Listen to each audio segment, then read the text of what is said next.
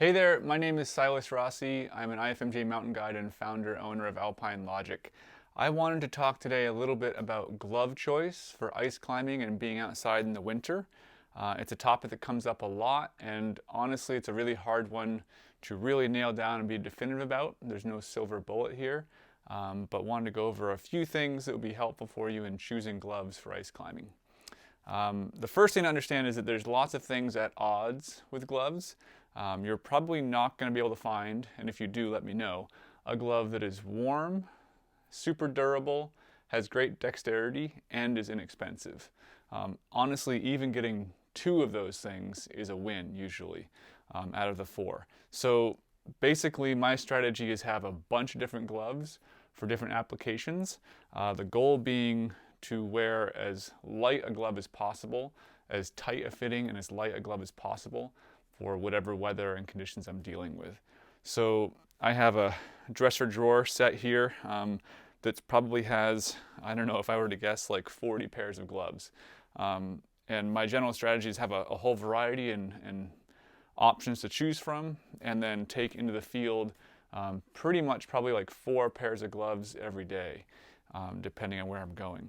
Any glove you choose, no matter how waterproof it claims to be, is going to get wet at some point, either from snow or water outside from the elements, or if it's too waterproof from moisture from your own body sweating into the glove. So either way, you're going to deal with probably damp, wet gloves after any number of pitches, sometimes just one pitch. And once they're wet, there's nothing you can really do except basically try to toss them over your shoulder and get rid of them and put a new dry pair on.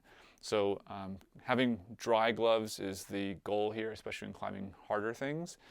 And I thought I would just go through a couple pairs of gloves here that I have and give you kind of an idea of the whole range of things. The most simple pair is just a pair of approach gloves, whether skiing or snowshoeing or hiking.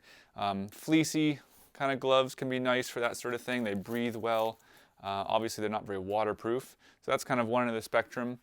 And then you kind of move into more of like a soft shell glove, and these are really light, very tight fitting gloves that might be good for approaching or for dry tooling, like save for the hardest climbing when it's either completely dry out or at least very warm. So not usually very waterproof, but great dexterity, great grip, tight fitting. Those gloves, you can really hold the tools well. There's not much padding between your hand and the tool, so you can get your hand closed around the object, the tool, much easier. Those are great gloves for harder climbing in warmer or drier conditions.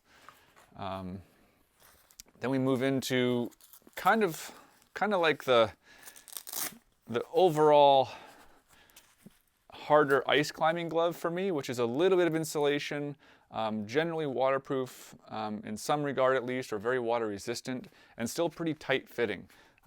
This is the Black Diamond Terminator. This is an OR version here. Still pretty tight fitting, not quite as waterproof, but you can see like pretty darn snug.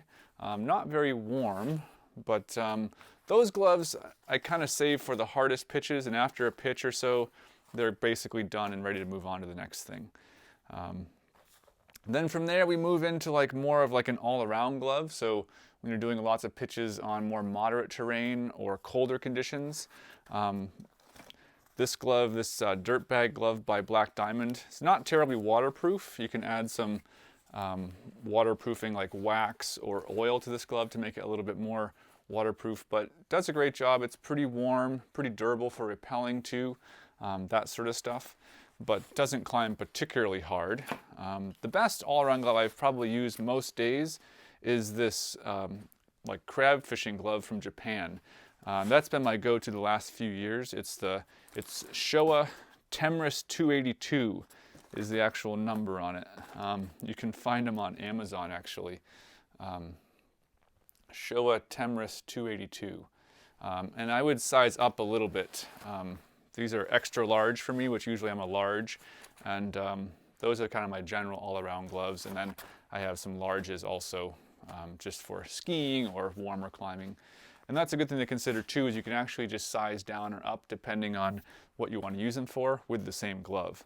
But these are almost like wearing a wetsuit, because they're very waterproof, they're pretty durable, and any moisture that comes from your body from sweating actually gets caught by this vapor barrier on the outside, and it might be wet in there, but at least it's warm the whole time. So those are my honestly kind of go-to, and they're actually surprisingly durable.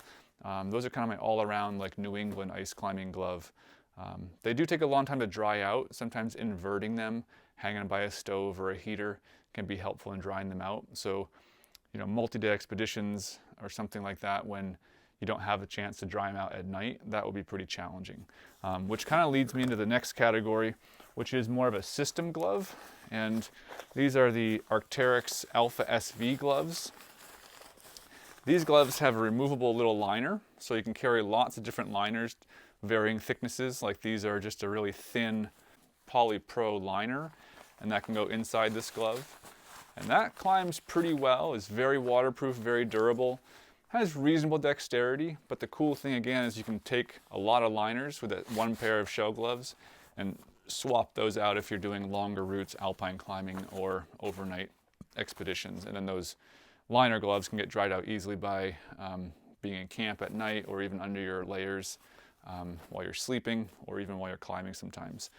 And those gloves, here's another couple pairs, a Mountain Hardwear pair, a little bit more better dexterity, but not quite as waterproof.